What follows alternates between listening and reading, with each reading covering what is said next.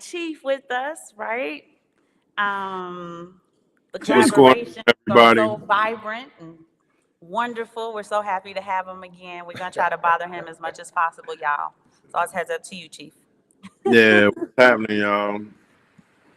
Sitting in here Before we in the start, cold Chief, do you garage. have any updates? Uh, I mean, everything is moving and it's starting to move a little bit faster as far as adoption for digital assets and stuff like that. So, Mm-hmm. if y'all out there and y'all doing you doing your research, are you looking at influencers or Yep. doing some reading, just make sure that when you're looking at stuff, you're looking for value. You're looking for something that's going to actually do something. Mm-hmm. Hey, BK Crypto, thank you so much for joining us.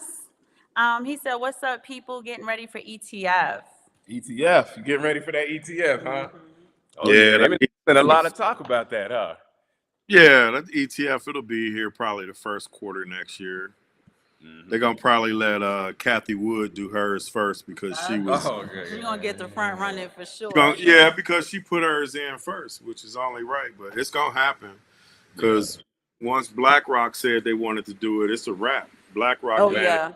Mm-hmm. BlackRock is the world. And it's Mm-hmm. another thing about BlackRock too, man.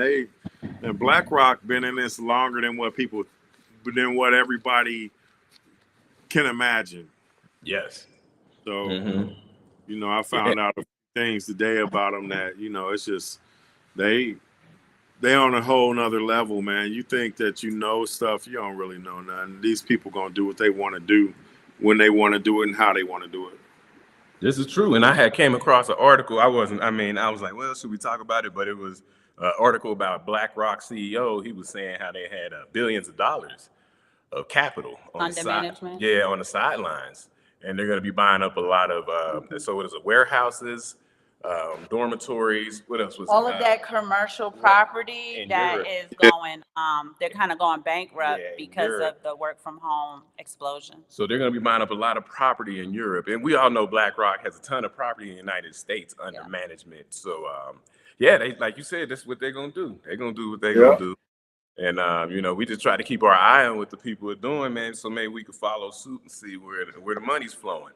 See where Oh the money. yeah. I'm gonna say that they're working very, very hard Mm-hmm. to seal up the cracks where we could typically find arbitrage, right? So Yes. it's not like years ago where when there was a wealth transfer, the average, when I say the average Joe, I want to say, what's she called? Joe Bag of Donuts? Yeah, Joe Bag of Donuts. Joe Bag of Donuts, if he was savvy enough, could get in on it. They're being more cunning.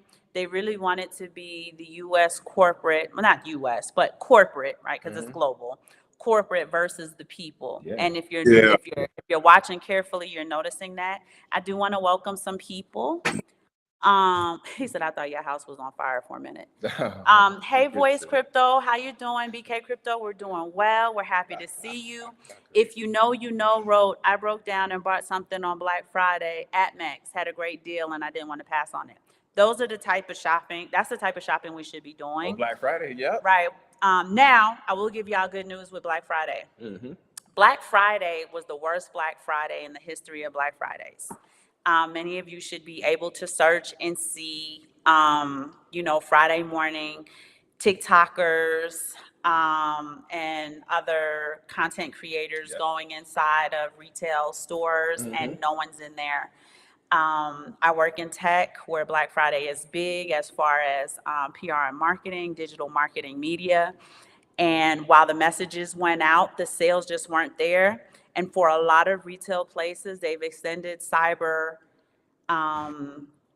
Monday all the way out through this week because they didn't get the sales they were looking for from Black Friday and Cyber Monday. Yep. So it also goes to show just how tight the pocket is because, many of us are budget savvy, but your average person isn't, and them not spending is because they don't have it. It's not even I'm going to put it somewhere else more productive.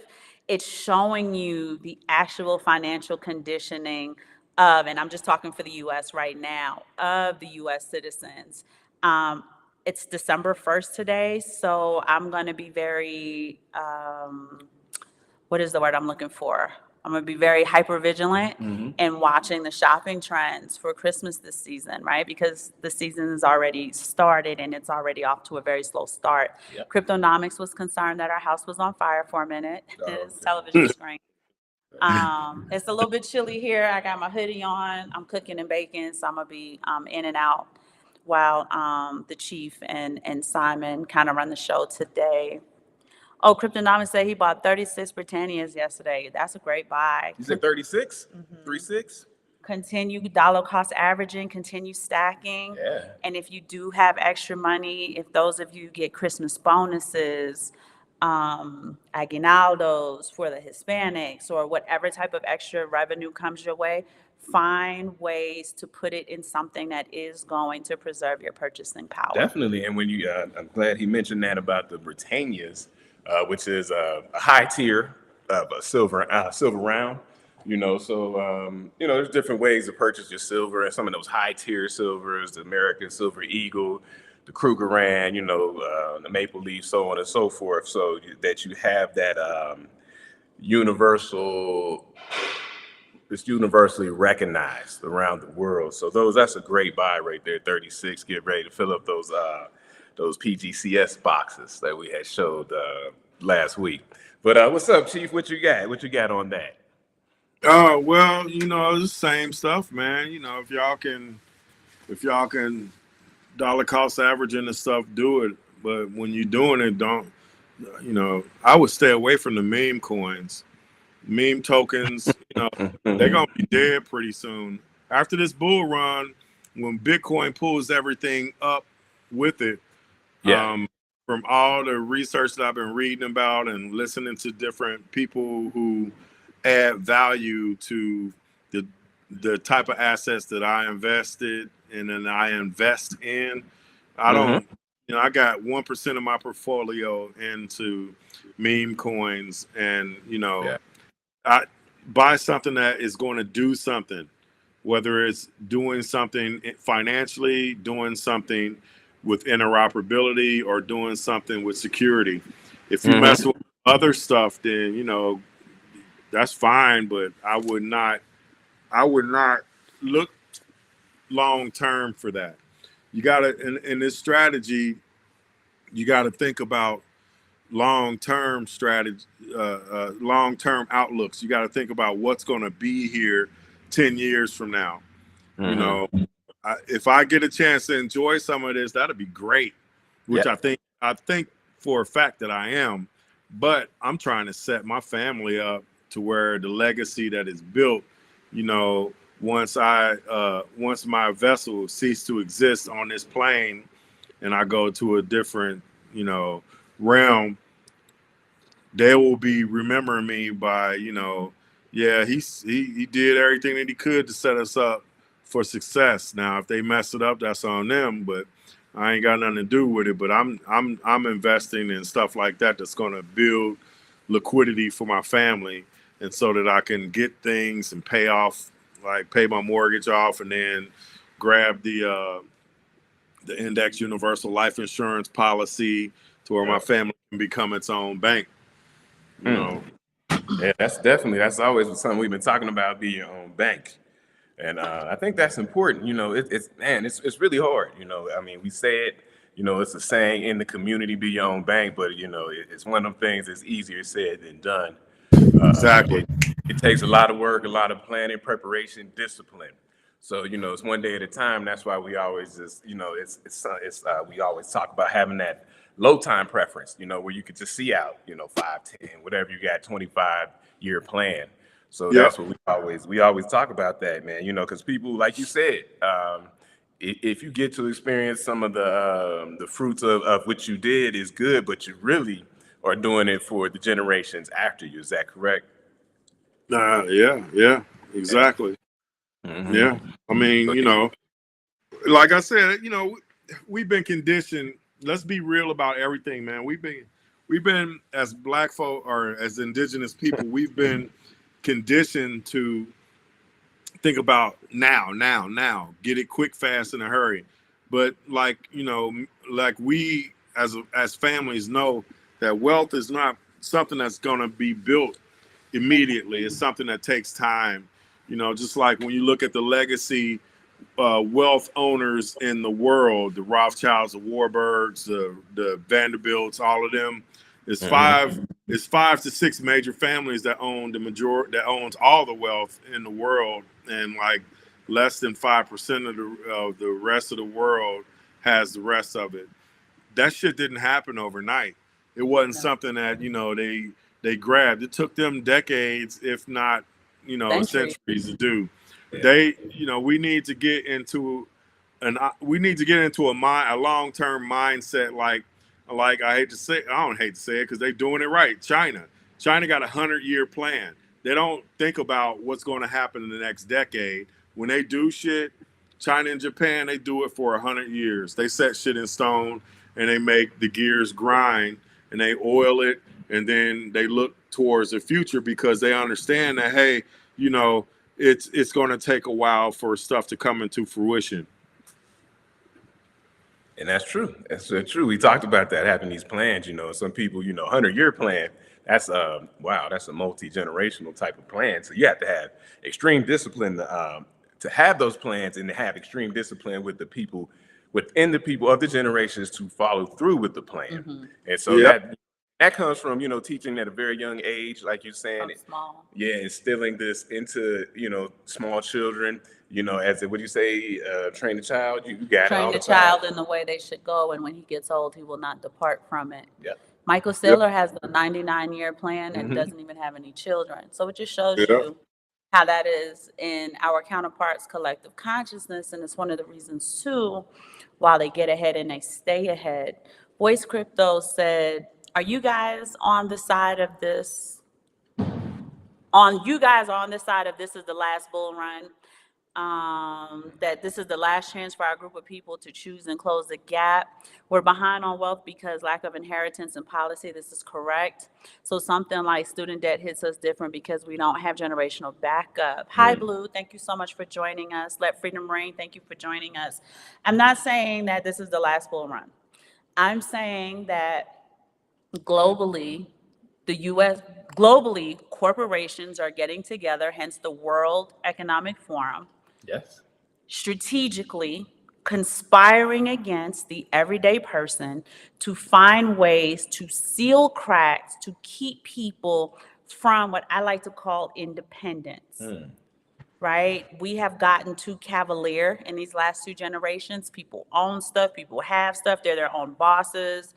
They are not, there's so many people who have a great quality of living and don't work a 9-to-5 or aren't W-2 employees. So I want to make something clear, right?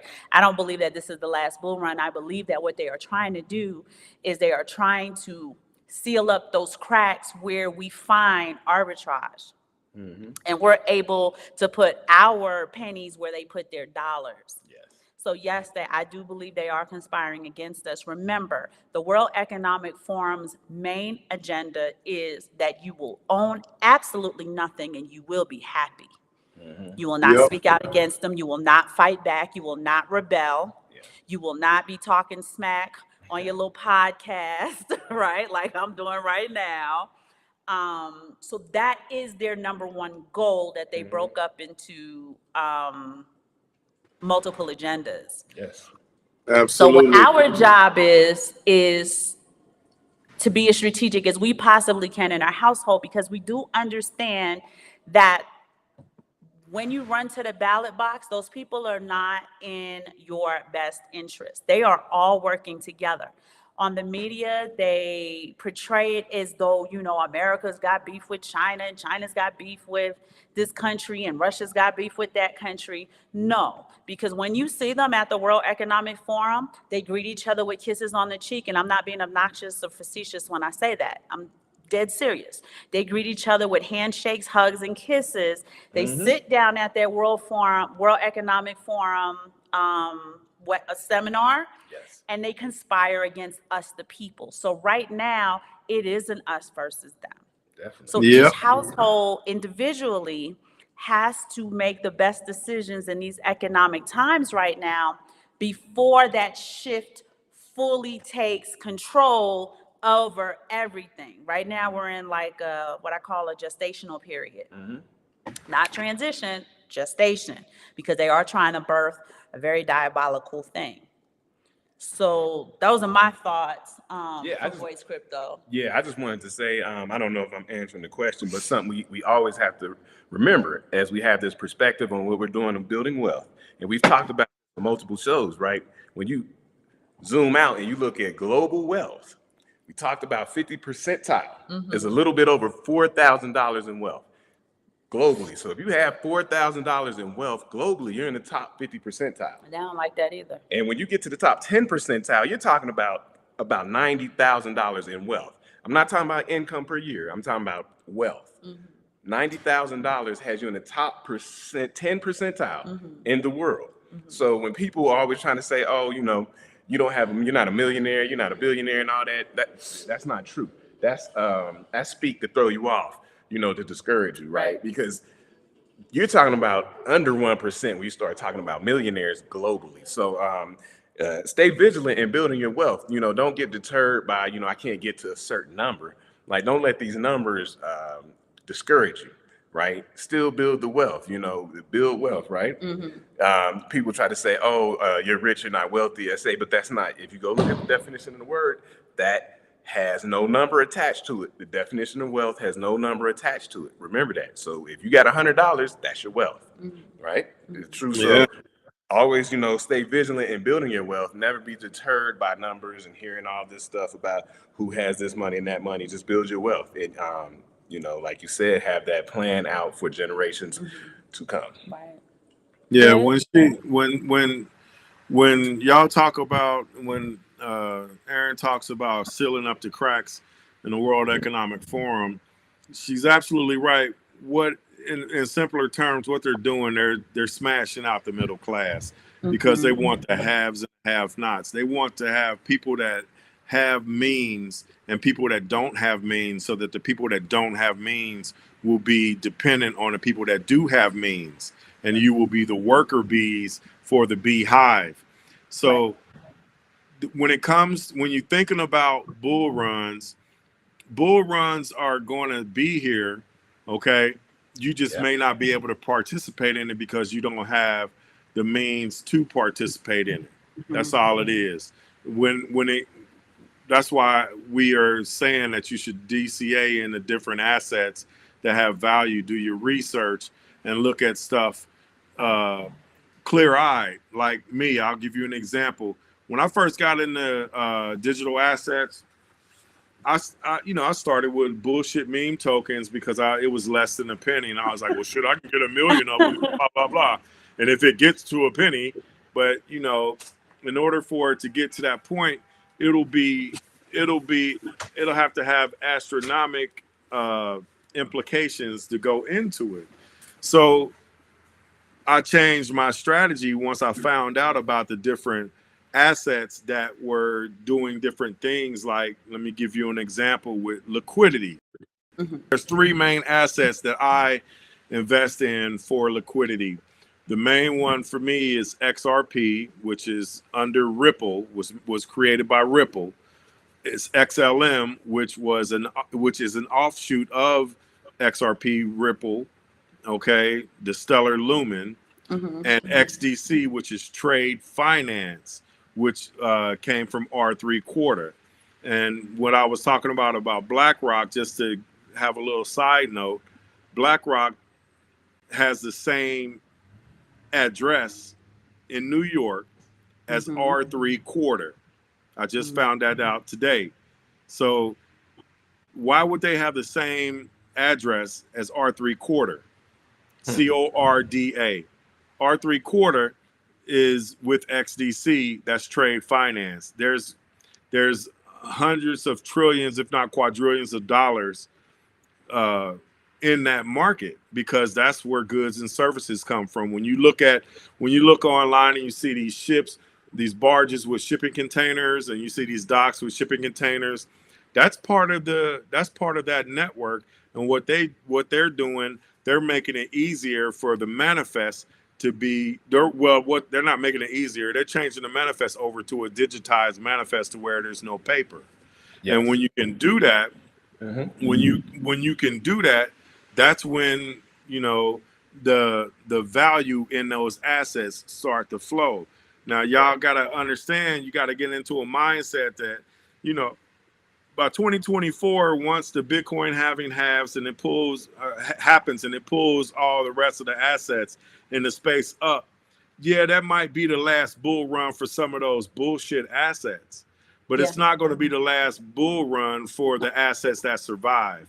There's over 22,000 cryptocurrencies or digital assets that's listed on CoinMarketCap. You can see it in the ticker in the top left corner of CoinMarketCap.com. Yes. 22,000 digital assets will not survive. Full Right. stop. Okay.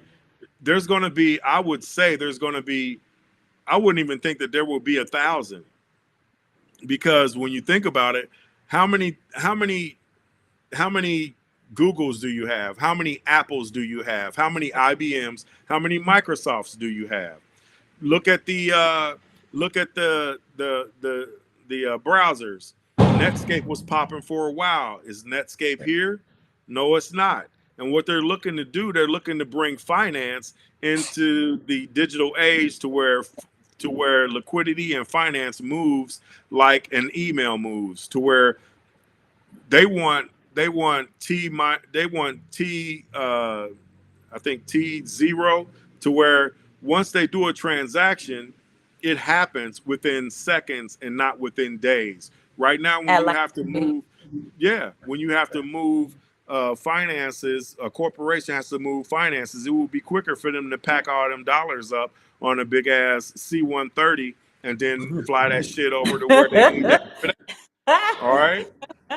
But with it being digitized within the realm of digital assets and CBDCs are coming, ain't nothing you can do about it. It's going to happen, and you will be a part of it. And a lot of times you won't even know that you're a part of it unless you do your research to understand how everything has changed to the point to where, it's just like, I remember when automatic tellers, ATMs, first came about. The little genie cards. You remember the genie cards, Gordon? Mm-hmm. Yeah. I Okay, remember that was one of the first plastic cards that you had, to where you can go and put that card into a machine and see and withdraw some of your value. Notice that I'm saying value because you weren't withdrawing money. Money is gold and silver. All right. And it always will be gold and silver because it's a hard asset. All right.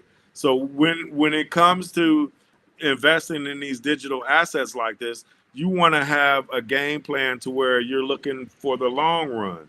All right. The long run tokens are going to be your ISO 20,022 tokens, because they are going to be the ones that are gigantic in the digital financial space. All right. And you say that I see you, Jake Fever, money is Bitcoin now. That's not correct. Bitcoin is value. They classify Bitcoin as real estate, and they also say that Bitcoin is a store of value. Okay, it acts like a hard asset like money, but when you think about it, it's really not. I have a different perspective than even Aaron and Gordon does about Bitcoin. Bitcoin was to usher us into this digital asset space. Then came Ethereum. That's why they are number one and number two. Okay, it is what it is. It wasn't no happenstance. It wasn't no magical shit that happened. Bitcoin was created by a 3-letter agency, I believe, and it's gonna come out in the wash. It's gonna come out in the wash, and the reason why I say that is because one of the creators of the XRP token, who works for Ripple, his name is David Schwartz. He was working on code for Bitcoin. They actually thought he was Satoshi, but when I found out that the Department of Justice met with 4 Satoshis last year, That let me know that all of this was done. So it was a beta test, man. It was done so that people like us who are in this space can come over into the digital world. And then once the ones who are doing just a little bit of research, once we get a foothold in, and then they know that some of us are going to get wealthy or have a lot of value, and they are all right with that. But they don't want everybody in the world, which is what, 8.5 billion. They don't want all of those folks to have a lot of value. There are almost 2 billion people in the world that are unbanked. They don't even have a bank account. There are 1.3 billion people that are underbanked, meaning that they may use a bank or they may not use a bank. It's the reason why they made a cell phone.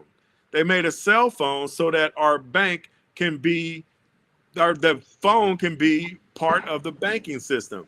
They're going to end up putting smartphones, cheap smartphones, in everybody's hand, because that's how you're going to be able to transact. So let me ask you a question. I got a couple questions off of what you said there. Let's see where we're going to go with this. I don't want to jump too far down the rabbit hole, but I feel why not? We here. Let's go. Sometimes you gotta take your clothes off and jump in here first in that rabbit hole, because the rabbit hole is what they giving you. They ain't giving you nothing but a rabbit hole. So let me ask you this though. So we're gonna go rabbit hole right here. A lot of people, what you would call, I guess, Bitcoin maximalists out there, sometimes they could be, for one way as opposed to the other. We try to keep balance, but a lot of Bitcoin maximalists, high-end maximalists, maybe who've been into Bitcoin very early, say something, and I'm talking about on a scientific level. They will say things like Bitcoin was not created, it was discovered. On a scientific level, as they would say, the laws of physics weren't created, they're just discovered. You understand where I'm going with that. What do you think about that? Well, I mean, we can say that Bitcoin wasn't created, it was discovered. So that if Bitcoin wasn't created, it was discovered, is something you're saying that it's something that's metaphysical. So what are we? Were we created or were we discovered? I mean, It's all perspective in how you look at shit. Mm-hmm. I mean, I understand how people feel about it. You can be a maxi. You can be a maxi on Bitcoin all you want, and that's fine. You should have conviction in something that you are getting into. I just understand that if I can't transact with Bitcoin within seconds, are banks going to do it? Are big institutions going to do it? Right. They are not going to do it. They already came out and said that they're not going to do it. There are banking institutions and there are financial institutions that put out, because they have to put it out there so that they can have that karma and say that we told y'all just didn't look it up. Okay. Mm-hmm. There are banking and financial institutions that already said that Bitcoin will not be used to be in the financial system to move value like that. Now it's going to be a store of value. Bitcoin's going to go up. Bitcoin's going to have, I believe that Bitcoin, and I hold Bitcoin, so don't get me wrong. I hold Bitcoin and I hold Ethereum. Okay. Yeah. I believe Bitcoin by 2030 will be over $1 million. I believe by 2030 that Ethereum is going to be at least 50,000. Okay. Okay. But that's not going to be what is going to be inside the financial structure of the planet. Okay. Right. As far as moving value, doing transactions. And the reason why is because I see you, Jake, and I understand we're just going to have to agree to disagree. The Lightning Network is not fast enough. Okay. The Lightning Network is not fast enough to scale, and it's not scalable in order to do the transactions that they want to do. They're talking about quadrillions of dollars. They're not talking about hundreds of dollars here, thousands of dollars there, hundreds of thousands of dollars here and there. They're talking about moving money to where they can moving value to where they can get rid of these Nostro Vostro accounts that's parked in accounts overseas in different countries. Every country has a Nostro Vostro account in different countries that they do commerce with. Every single country does. Every one. So So I that's understand what he's talking about, but you gotta broaden your horizons when it comes to these assets, man, because Bitcoin is not going to be the one that, let's say, BlackRock uses. BlackRock already said that Bitcoin is a great store of value, but it won't be used in the financial network. They already said it. And if BlackRock has over $10 trillion in assets under management, I want to put my pennies where they put their dollars, because yeah. they are trying to tell you that, hey, you can have it, you can hold it, it's going to be worth something, but it's not what's going to be used. Yeah, so that's perfect what you said, and I want to slide back to something you just said in that statement.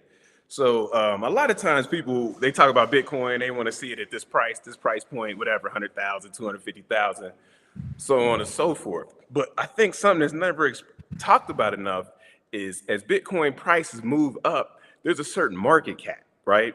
And you guys fact check me if I'm wrong, but I think $1 billion market cap means about $52,000 Bitcoin. I think that's about the price, right in that range. So the Yes, question, yes, yes, yep. so the question is, if the price of Bitcoin is going to go up, that means the market cap of Bitcoin will go up. The money has to come from somewhere else and move into Bitcoin. So where do you think the money's coming from The to money's going to raise the come from market cap? the money's going to come from big institutions like BlackRock, Mm-hmm. Vanguard, Grayscale, Ark Invest. It's going to come from that when they do their ETFs, because the reason why all of those big corporations, which I just named off, aren't in it is because it doesn't have regulation. That's Yes. why Ripple went through that lawsuit and is still in a lawsuit with the Securities and Exchange Commission, and it's been almost 3 years. The Mm-hmm. reason why they are doing that is because they need to vet the system. They need to vet that asset and the XRP ledger and the Stellar network in order to say, okay, well, now we can allow there to be an ETF to where these big institutions and these money management corporations can allow their investors to hold anywhere between 1 to 5%. Some may say I want to hold more. Some may say I want to hold less. Um, but that's the way it's going to be. I mean, hey, buddy, say hi to So, Mr. Gordon. oh, is he here? Oh man, man, I was upstairs. I had some toys for him, man. I didn't That's know. all right. They get ready to go, man. My screen frozen, so they can't see you. Angie said hi, man. Oh, hey, Angie. Hey. Santana, say hi. He's like, hi. I don't know where I'll they see went. you later, Everybody big boy. on stuff. Okay. I'll see you later, buddy. All right. Sorry about that, man. Nah, but nah, no worries. But I was asking because there's a lot of people Bitcoin. I don't know why it has to be a problem between Bitcoin and precious metals, especially gold. But in that market cap change, do you think there'll be a lot of outflow from gold into Bitcoin, and where the gold market cap will lower and Bitcoin I market don't. cap? I can't see it being a lot of outflow from gold into Bitcoin for the simple fact that gold is a hard asset. Okay. What have all nations been doing the past 2 years? They have been recalling their gold, Yeah, and they they have have. been buying up gold because they Mm-hmm. understand that gold is true physical money.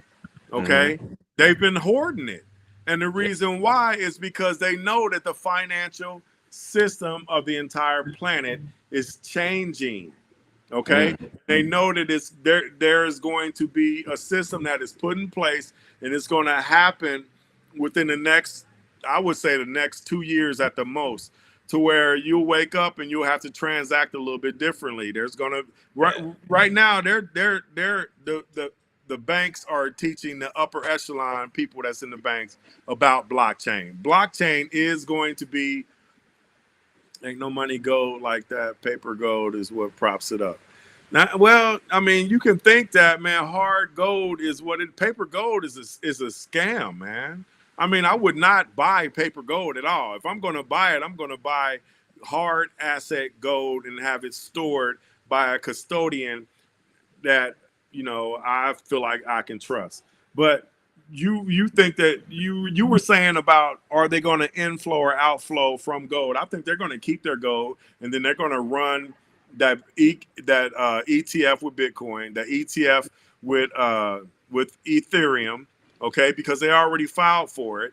All right. And I think all the rest of the ones that they deem to have value and they deem that is going to be in the financial structure, they're going to have ETFs for that as well, so that people can, the back offices and the home offices, I'm sorry, and the financial institutions can invest in it. So I feel like there's going to be a lot of outflow from like bonds. So the bond market, I feel like will see a great deal of outflow, maybe slowly, but over time. Well, and bonds are not going to be bonds how you think they are. Everything, every single thing is in the process or going through the channels to have regulations approved so it can be tokenized. And when we're talking about tokenized, we're not talking about a physical coin. We're talking about ones, zeros, and letters. When you tokenize something, you're giving it an alphanumeric value. All right. Right. It's just like with everything else that's transacted over the internet. It's alphanumeric, and that's how it is. They're going to tokenize everything. They're tokenizing real estate. They're tokenizing the bond market. All right. Larry Fink said it. He was like, the next thing that was going to happen is they're going to tokenize bonds. They're going to tokenize treasuries. They're going to tokenize everything. You're going to be able, within 10 years, you'll be able to buy bits and pieces of real estate. So if somebody is selling an office complex, they're gonna list it on a broker or an exchange, and you'll be able to buy a portion of it. And then that will be part of your investment. You need me to grab something for you? That's good. Go ahead. I'm read these out if you needed to. I was going to add a couple more questions. He's been answering them as he's been talking, but okay, I just want to make sure that we did welcome Jake Fever, Nerd Up Inc. Thank you so much for joining us. Let Freedom Ring says as more people understand it, people will demand it. Ain't no money in gold like that. Paper gold is what props it up. Actually, Jake, China owns the world's lion's share of gold, and Chase Bank owns the world's lion's share in silver. Yes. And we had a gentleman, go back to some of our old shows. We have a gentleman named Andy Scheckman. Andy Scheckman is true. Of Miles Franklin. He's been he's a distributor like ATMEX of precious metals. And he was telling us that they're not documenting this, right? But Angie wanted to say hi real quick. Hi, Angie. Hey, Aaron. Countries have been, just like I heard him say earlier, they've been recalling the gold. Countries are buying megatons of physical gold and having it shipped to their locations and stuff, which is one of the reasons why the dollar is in trouble. Because if all of these, I'm sorry, sweetheart, I'm not trying to push you off. No, I was just going to say, when she says recalling, so they'll say people who go on the CME group, right, Chicago Mercantile Exchange, and they have these gold contracts. What they call it is standing for delivery. So what he's talking about is paper gold being in, quote unquote, the depository, but they're rehypothecating it. So when you stand for delivery, they have to give you the physical gold that you stand for. And, you know, because it's hard to house and transport it. And a lot of people don't stand for delivery because you really don't have anywhere. And fact check me again. I think it's 5,100 ounce bars when you get a CME contract. So you got to have a place to put 5,100 ounce bars of gold. Where you going to put that at? You got to be able to protect it. So people rather leave it in a depository because, you know, it's just easier. It's less headache. And so they can sell the same ounce of gold. Some people say up to 500 times. Yeah, I'm not saying in no way, shape, or form that they're not rehypothecating the precious metals. What I am saying, though, is that countries are purchasing, right? This is new. So I want to say it was either first or second quarter of this year, we did a show where the LNB was missing. They were missing. Sorry about that. 2 million tons or something like that. Yeah. Fact check me, Where'd it internet go? detectives, Like, where'd it go? of silver. And Yep. that's when Simon and I jumped down the rabbit hole. We wanted to know where it was going. What was happening is the countries were buying up the stuff again because something is coming, and they weren't documenting it. So it was looking like it was missing, but they're doing these backdoor deals. Anywho, Yep. I want to tie that into what we were talking about earlier in the conversation they just had. Mhm. When I talk about corporations, global corporations, conspiring against the everyday person, I want you to understand that they put in place what we call systems, right? Look up Dr. Neely Fuller and areas of activity. When we talk about systemic white supremacy, when we talk about systems, they cannot control you or keep a record of you, right? If you're not part of the system. When you think strategically, move strategically, and actually have resources, it's easier for you to pull out certain systems. They have multiple systems because they want to keep you entangled some which way, shape, or form. Right now, what they're trying to do is they were noticing a lot of people jumping out of traditional finance. They want to get y'all back, right? Yep. Because you see when we talk about cause and effect, right? Because we're scientists, when we talk about cause and effect, you can kind of see when people started jumping into Bitcoin, jumping into Ethereum, jumping into the networks that they were creating. People were finding ways to jump out of traditional finance. Shout out to the jump out girls. Y'all are my girls. Oh, yeah, I ain't seen Yeah. that. Long time. No, I'm saying that because that's what they say, jump out. There you go. They jump out of Yeah. traditional finance into a more kind of DeFi thing. You can kind of see some of the consequences of that today with the fall of some of these banks, with the consolidation of some of these banks, and with some of the agendas that they're pushing globally, right? They need to find a way to have an account where you cannot buy or sell without them making a profit off of you.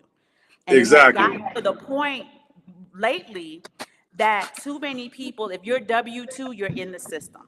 If your children go to any type of school, public or private, you're in the educational system.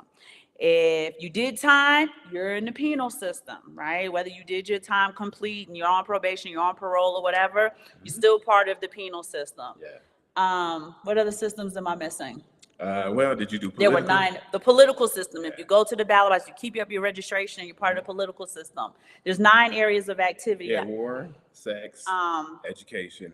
Right, the war against, and I'm talking about in the Black community, the enmity between the man and the woman, right? That is a war against, it's a political psyop, right?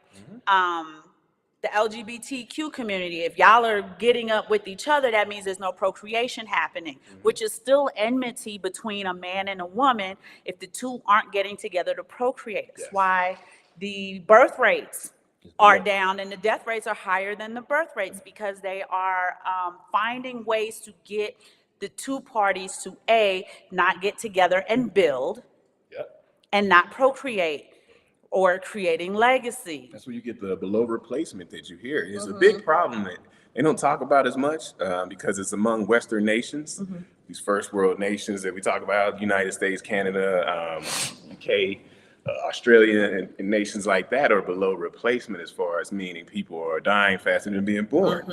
And that's a problem. You know, that is a problem. And it's like, it's something that started way back with the feminist movement, right? What was it, 2.5 Kids? And that's a whole show in itself, but It it's sure hard is a whole show. to control a lot of people. We have to find ways to depopulate just a little bit, get them to do it themselves in order to better, because this is all about control. And this is why we're saying you need to take control of your household, financially, economically, spiritually, emotionally, physically, right? You have to take control of your household because they want control of your household, but more importantly, they want control of your mind. And if Exactly. they can control how you think, then that means they can control how you behave. And right now they're doing a really good job of it. When I say you, I don't mean you guys that I'm talking to. I mean you in general. Yeah. Look, I gotta, Go ahead. I'm sorry, I gotta address let freedom ring. I understand how you feel and what you're saying about Bitcoin, but Bitcoin is not easier to transact peer to peer. because it takes too long. That's what I'm saying. They don't want, when you transact peer to peer, you will not get your Bitcoin within seconds. It won't happen. It doesn't happen. I know this for a fact because I have Bitcoin. All right, I'm stacking Bitcoin. I DCA on Bitcoin. I have Bitcoin, like a whole Bitcoin. Okay, and I know how it works. The reason why I'm high on the other assets is because if I was to send Gordon 1,000 XRP, he would have it within 8 seconds. Full stop. Flat out. Dead ass. I can't say it no more finer than that.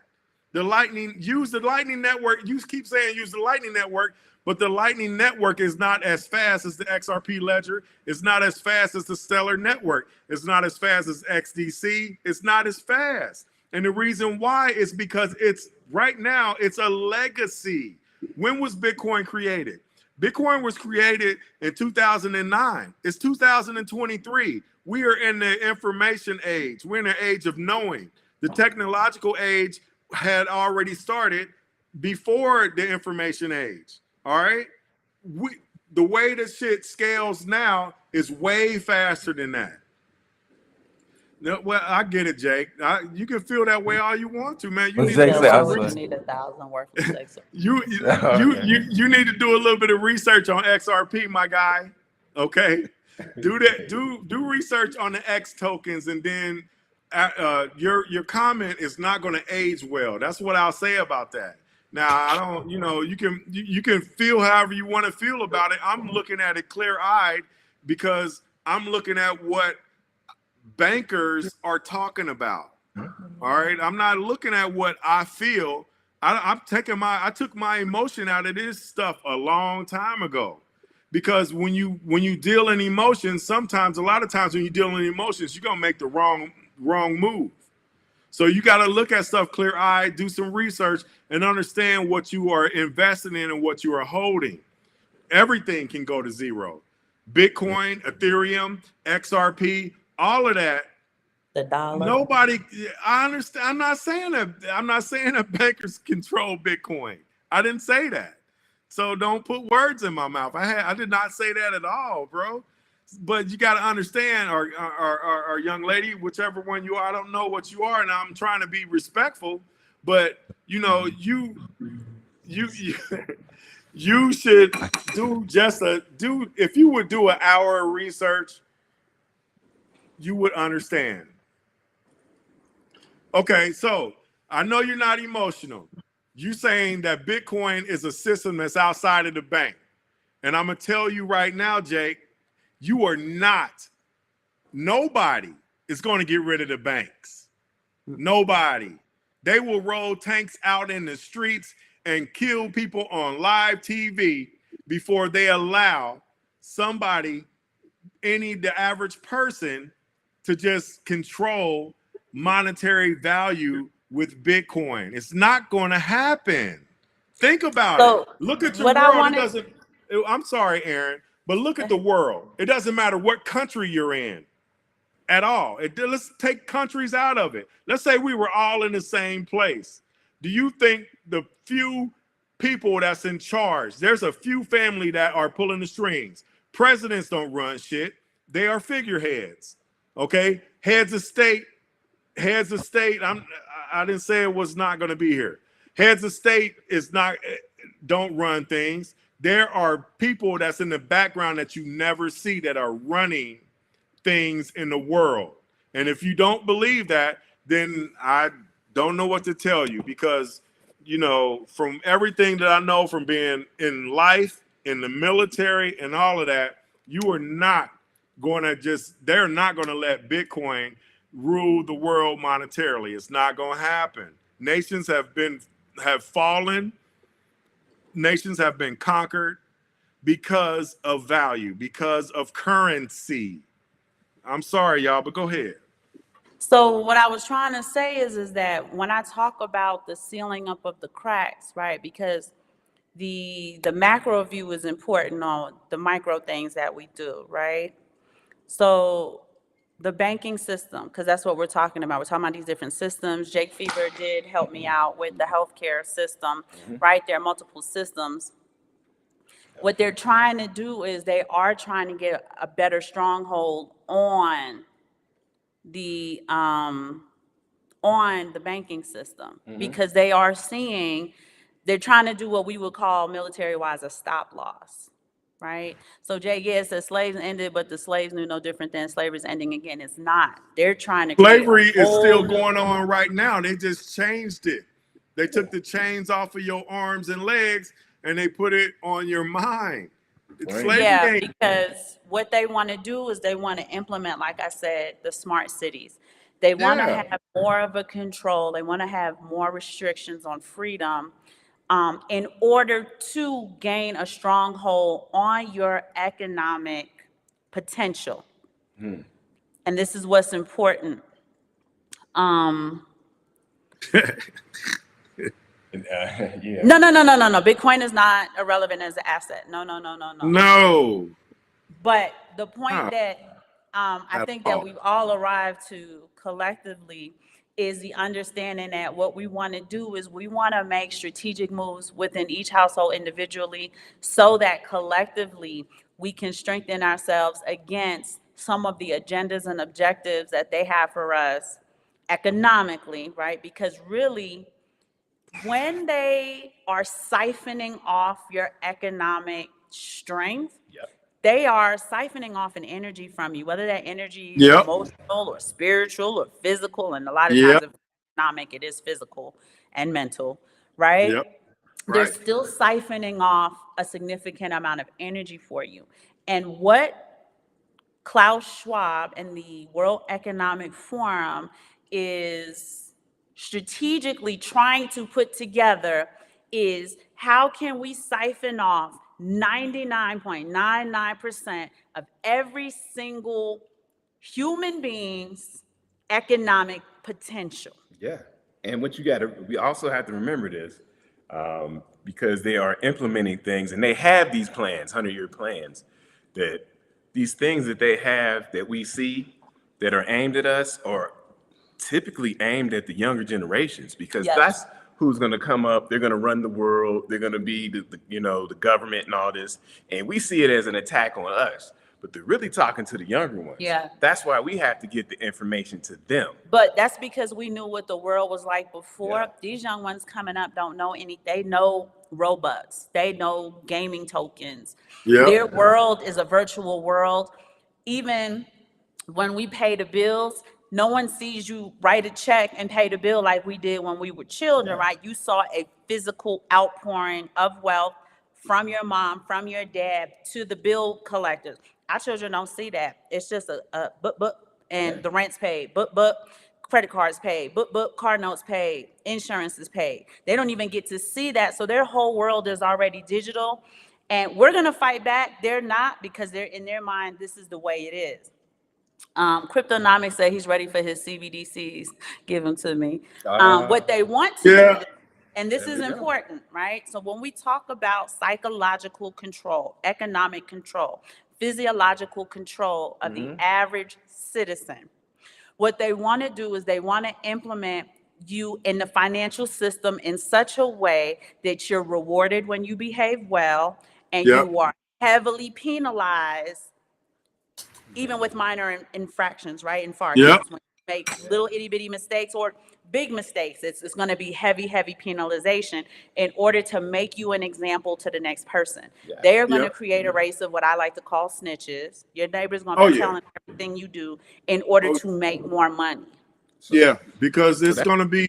I'm sorry. Go ahead, Gordon. Well, I wanted to go back off of what Cryptonomics said, because I had this article I wanted to read about, but he said, what did he say? Read it again for me. I'm sorry. I'm ready for my CBDC. He said, I'm ready for my CBDCs. All right. So this is an article I came across yesterday afternoon. It's about the BRICS nations.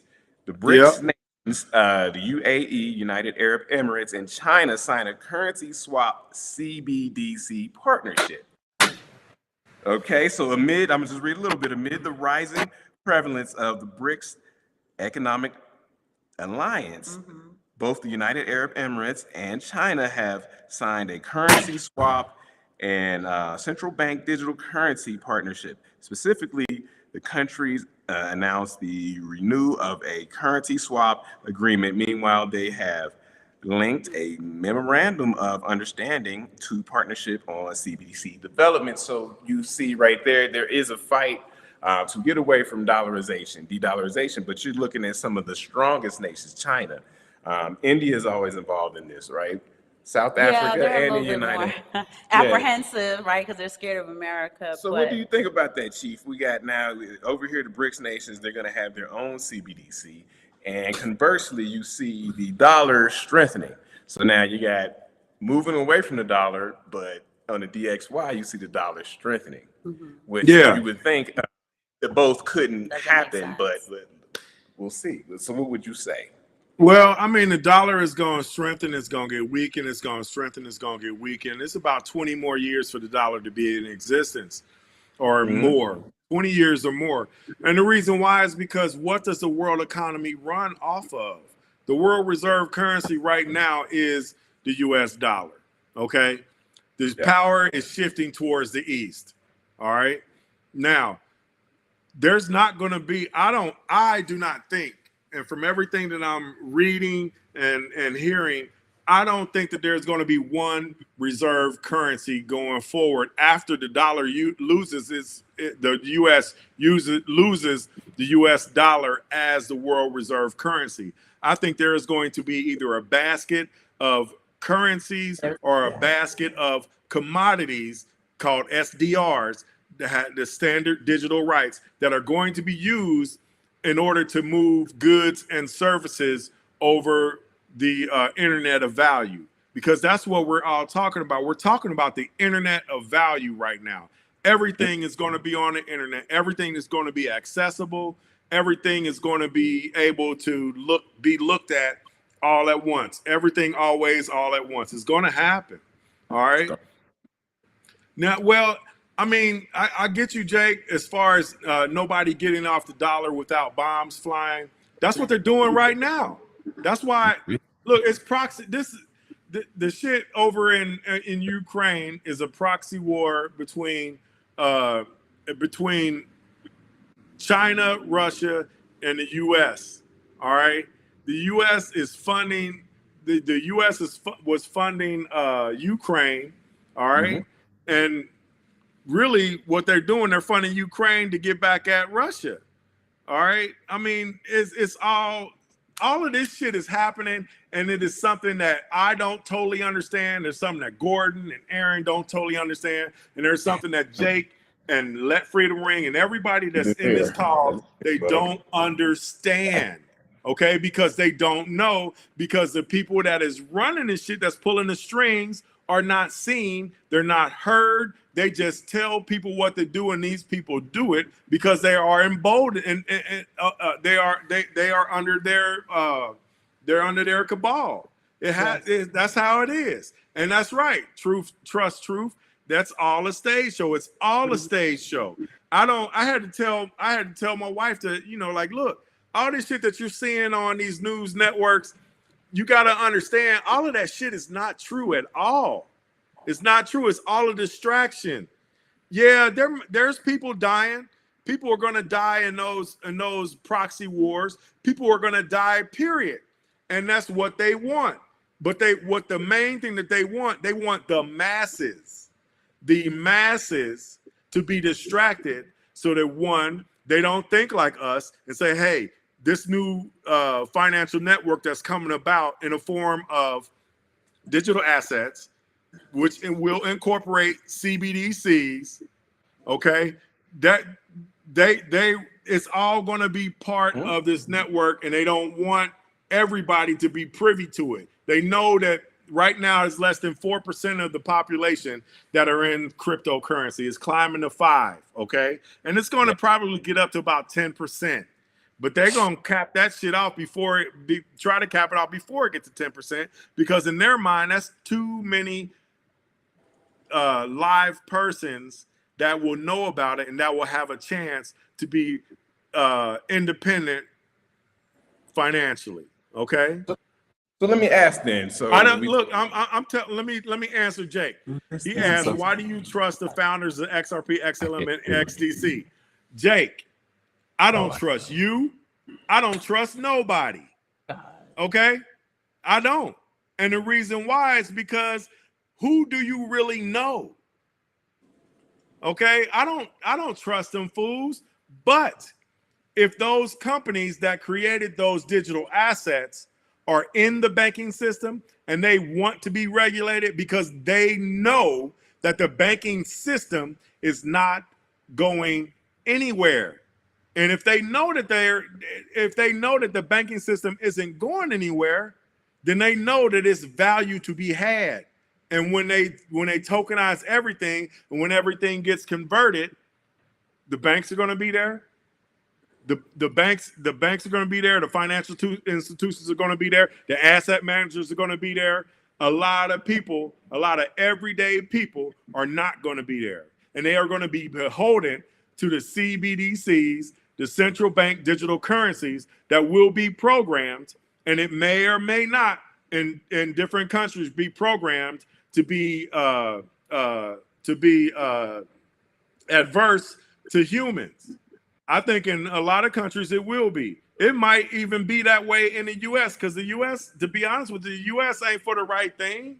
If they was, it wouldn't have been the home of chattel slavery. I mean, let's keep it real with everything. All right, humans, period. Some humans, period. All they want is power. The ones that's got the power, they want to keep power and they want to get more power. Power equals anything that you want. It goes beyond money. Power is everything. So if you digging back into what you said it's about 20 years, you say, with the dollar being the reserve currency, right? You said about 20 years we could see that. There's studies that tell you how long a reserve currency lasts, over cycles and generations. So while you have access to the reserve world currency, people like us who may still get paid in US dollar globally, and it's being strengthened and held up, what should we strategically do with it while we still have access to it? Where should we be putting it? That's why I like to talk about Bitcoin and precious metals. Exactly. We still have access to it while it's here. Let's make some use of it before it's gone, right? So after I do my everyday bill paying and all that bullshit, because bills are bullshit, all the taxes is bullshit. After I do all of that, buy my goods and services that I need for my family, I still invest in hard assets and I invest in digital assets that I know from doing research and listening to banking institutions and big corporations who say that they are using digital assets to transfer, to transact and do things. So what I'm doing, I'm DCAing. I DCA in the Bitcoin. I just bought some Bitcoin today. Yeah. Okay. I mean, so you don't think that I just only buy ISO 20,022 tokens, Jake from State Farm. It's not like that, man. You got to understand. You got to understand that I am clear-eyed about this, man. I'm not just I'm not a ISO 20,022 what do they call maxi. I just know you like that, huh, Jake?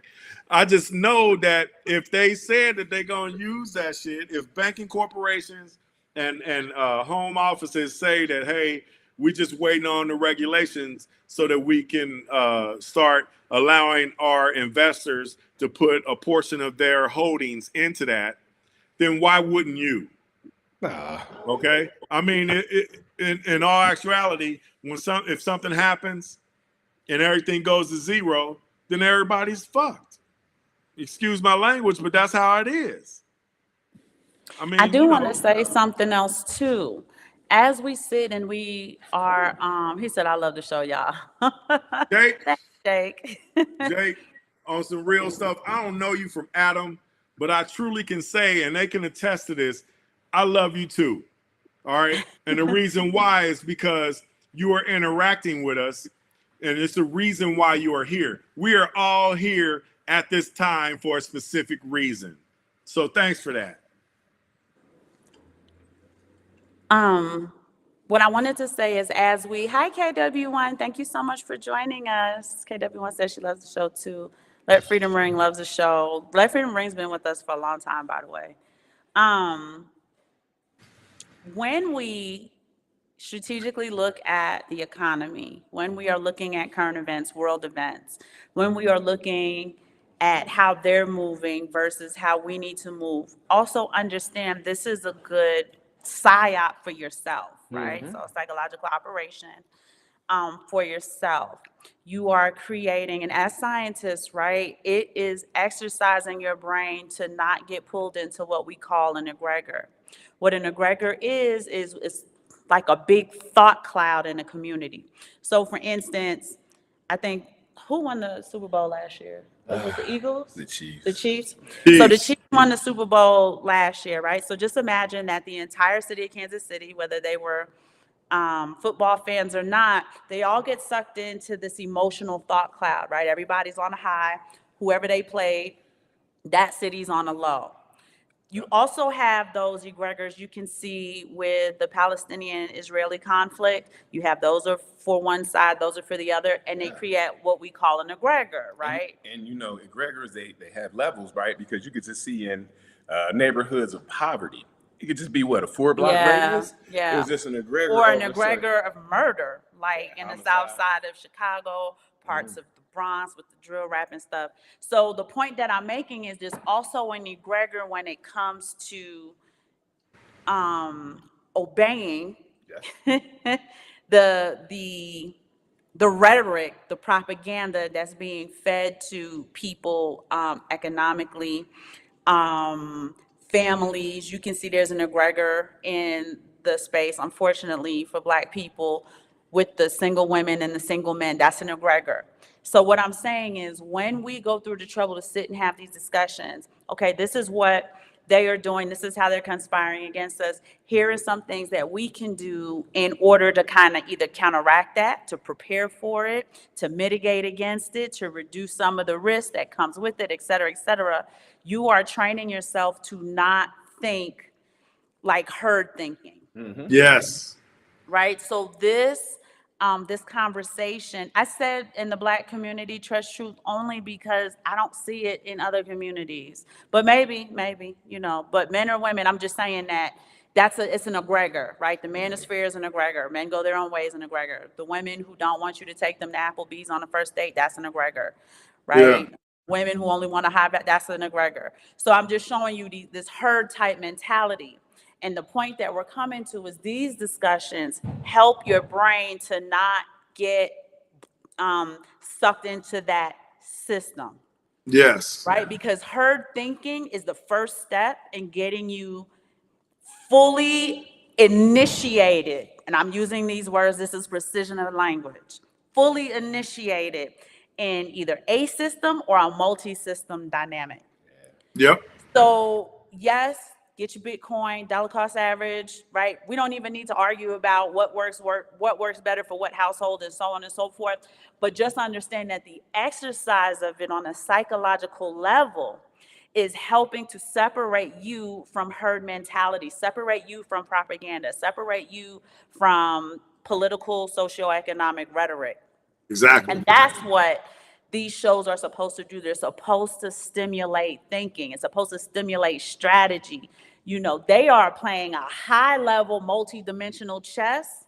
We out here playing shoots and ladders. Like, we got to get serious. Yeah, exactly. Right? We got to get really, really serious. Let me answer.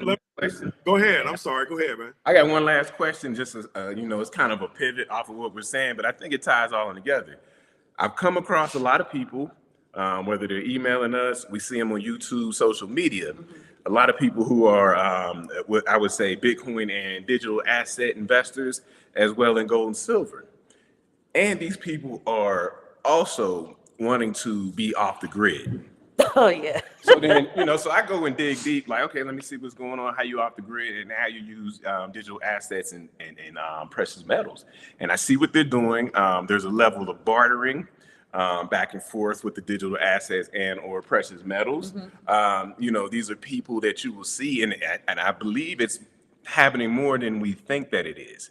People are wanting to just get their plot of land. They're growing their own foods. They're making sure they have their things that we talk about. They're prepared with their water, their canned goods. Because they're non-perishable willing to items. sacrifice convenience, comfort, and luxury Yes. for real independence. Real independent. Say it one more time, Aaron. Say it one more time. Because they are willing to sacrifice comfort, luxury, and convenience for real independence. Yeah. I tell y'all all the time, we live in the bush. Yeah. Like, we gotta go to the supermarket every single day. You Every can't day. buy groceries for the week and put it in your fridge. It just don't work that way here. We Nah. live in a mountain, we get water delivered. Just so Simon, myself, and the children can be outside of the airspace, we can think better. I tell y'all, go on vacation, go somewhere else, come out of the U.S. airspace. Get the hell out How of the your U.S. thinking changes, Get out of the U.S. whenever you can. and how Right. you think, and what you think about, and how you can focus, and how you can build. Yeah. Like I said, take that sabbatical, right? Today is the Sabbath. Shabbat Shalom, everyone. Hi, Yeah. dear Bit. And you really want to, I'm using the word strategic a lot because this is the time now, right? This is what we've all been preparing for. Because it's coming, and it's going to come a lot faster than you think. It's going to come Yes, like it a is. night. Once they say, yep, we wrote the bill, it's ready to go, this is the law now. You don't want to be scrambling and scraping, according to Diddy, in order to figure out what it is that you're going to do next. You're You wanna be absolutely right. thinking about it every day. You want to be preparing for it. Get your extra food. This isn't just about dollar cost averaging Bitcoin and precious metals and whatever tokens and stuff you're into. It's also about having your household prepared. Do you have extra water? Do you have non-perishable goods? If there's an emergency and electricity is out for more than a day, do you have the chargers and a backup plan? Like, Generators. are you able to sustain yourself without the help of Uncle Sam, without the intervention of Uncle Sam, without somebody having to be your literal physical savior that does not have your best interest in mind? Exactly. Yeah. Hey, Jake is on one when he said guns and butter. He on some shit. No, that's Now, for real though, right? I get Like it, but firearms, guns- especially hold in the on. U.S., because Get your artillery vice up. president and your current sitting president are working diligently day by day to figure out how they can repeal your amendment to bear arms. Exactly. They are I trying know to that. figure out how to abolish it. You already know. I know that. I was in the military. I get it. So I'm just saying, guns and butter. It's funny to me. He right though. Guns He and do a lot of fucking stuff with butter. That's crazy. But let me answer a couple of questions. Jake asked. He said, "Yes, big bro. Tell the folks it's important to own BTC. First, like we all do, then move to alts. I truly believe get to one BTC or die trying." Now, I totally understand what you're saying, and I get it. That's why I bought one BTC and I dollar cost average so I can get more BTC. But when you look at BTC as an asset class, pretty soon there are going to be no more Bitcoins, because you got people like ARK Invest, you got David Saylor, you got all these mugs that's buying up Bitcoin, billionaires that's buying up Bitcoin. It's going to be gone quick. Now, yes, Jake, I'm talking to you. Yes, it is important to own Bitcoin. It is very important to own Bitcoin. It is very important to own Ethereum. And the reason why I say those two is because they are the legacy assets. They are the first two that brought this nascent asset class into fruition, okay? And they are going to be here. They are not going anywhere. There's too many things that's on the Ethereum network. Mostly all of the tokens that's in existence right now have to run on Ethereum. All right. That's why they created the Ethereum virtual machine, in order for other assets that aren't on Ethereum can communicate with the Ethereum network. So yes, if you can get to 1 BTC, then you are going to be better for it. I'm not saying that you're not. My mindset is that it is better to have one or some BTC and other assets that are going to be used in this new system than it is not to have one BTC or some BTC and none of the other assets. I am not against Bitcoin. I am not against Ethereum. Get that, and understand that. If I was against it, I wouldn't hold it. Okay. These two folks that y'all can see on the screen, they know me and they know that if I was against some shit, I ain't gonna play with it. I ain't gonna mess with it at all. I don't play that because I don't believe that if I'm totally against it, why the hell should it be anywhere in my wheelhouse? All right. Mm-hmm. Now the other one is KW1. What is the reason why we are here, Chief? I want to hear your thoughts. The reason why we are all here is because we have taken all or a portion of our blinders off. We are not thinking like everybody else in the world. Like I said earlier in the broadcast, there is about 4% of the population of the world that are investing in digital assets, Bitcoin, Ethereum, and all the alts. Okay, 4%. That's a very, very, very low figure in the scale of humanity. The reason why we are here is because we believe that these things are going to have value and these things are going to propel us into the future. That's why I think that we are here. I don't think that we just here because I can talk for myself. I'm not here so y'all can hear my loud ass voice. I'm a loud ass man that speaks his mind, and my truth may not be your truth. The reason why I am here is because I want y'all to understand that these assets are going to propel you into the future. Okay. And yes, one Bitcoin will be very beneficial to you going forward. One Ethereum is going to be very beneficial for you going forward. So no, I'm not against it. Okay. And I'm not somebody who is a maxi on ISO 20,022 tokens. I just know from what research that I did that those are going to be the assets that are going to be heavily utilized in this new economy that we are coming into, because no economy stays the same. The only thing that is constant is change. Mm-hmm. Definitely. And I just wanted to put out there, as a technical thing for our Bitcoin investors, as it goes now, the last Bitcoin will be mined in 2140, right? So you can see how long that goes out, which is what a little bit less than 120 years, but still, it'll get here quicker than you think. So yes, ultimate scarcity, the last one will be mined in 2140.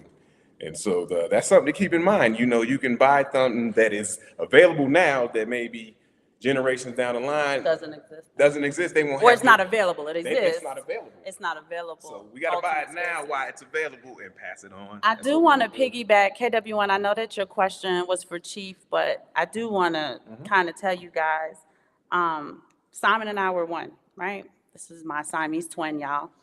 And you can see that our show is very different than the other shows on this channel, right? Which is mainly economic, financial.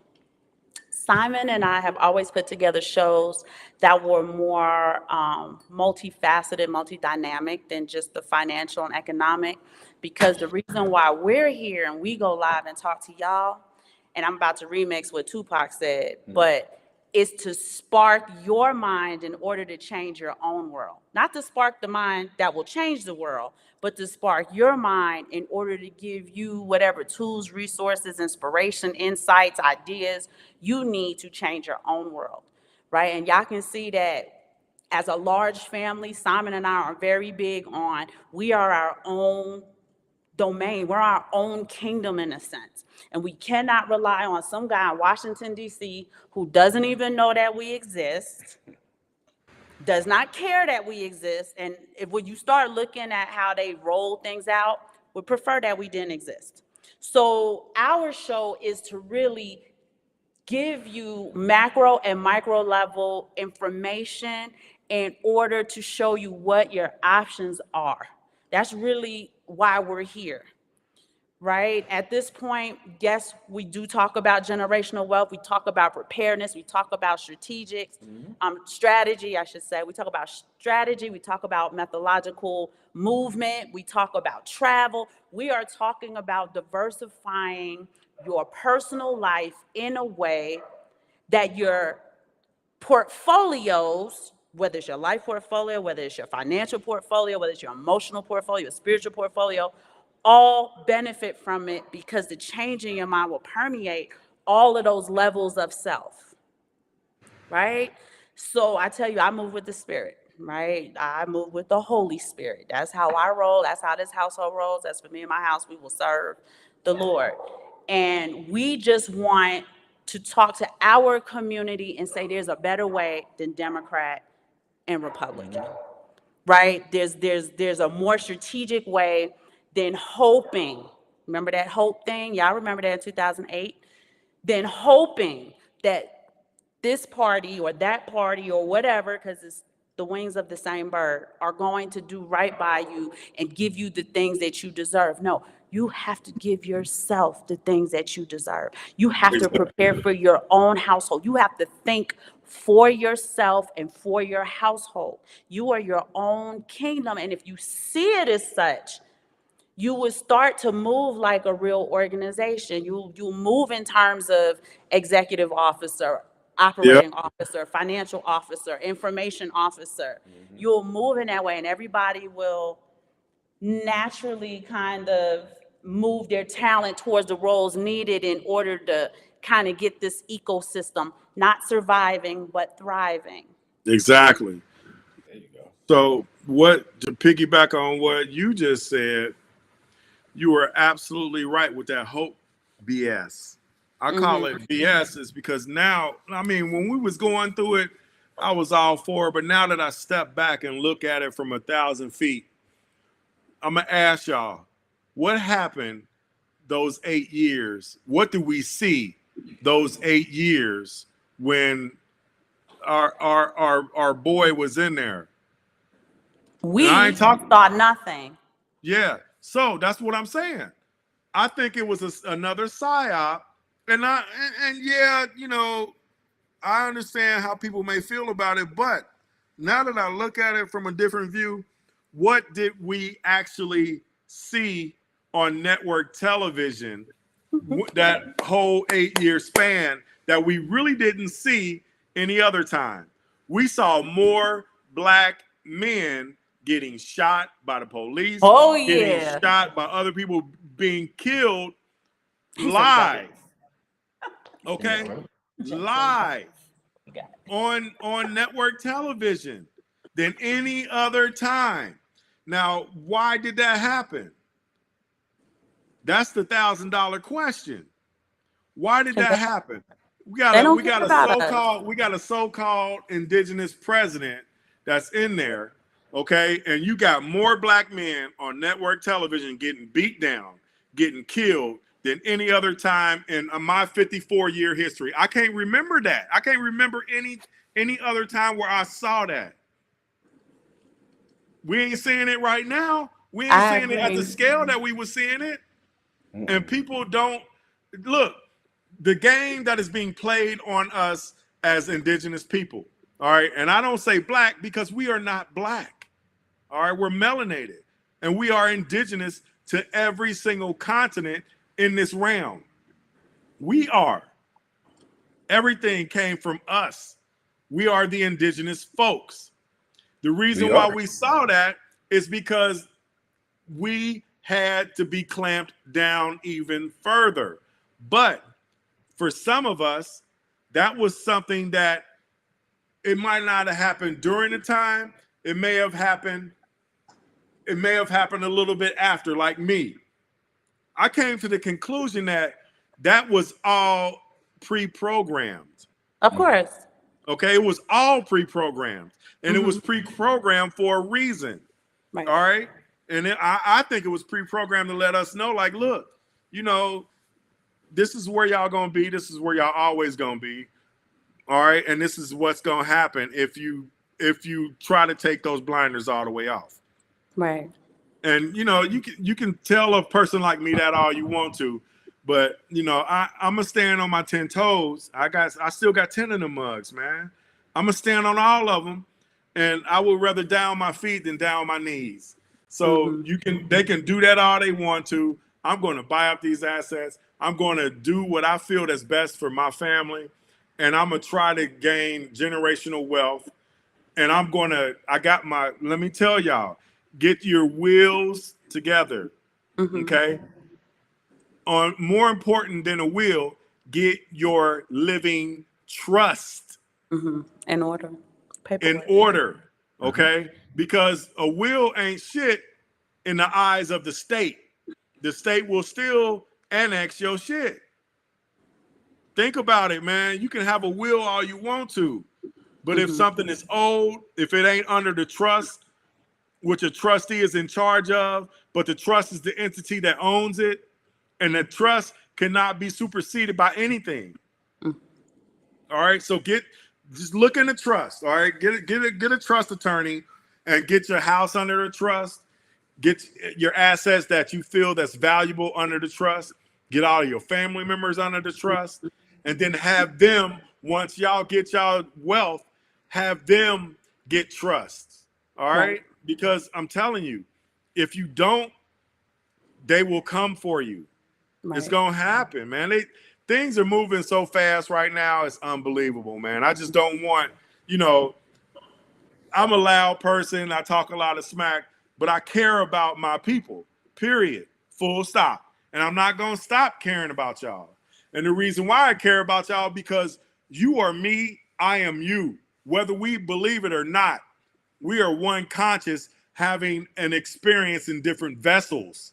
Mm-hmm. All right. And that's another show for another time. And Another we day. got to, Right. yeah, ain't it? Ain't it? Well, you know, you Right. already know, Aaron.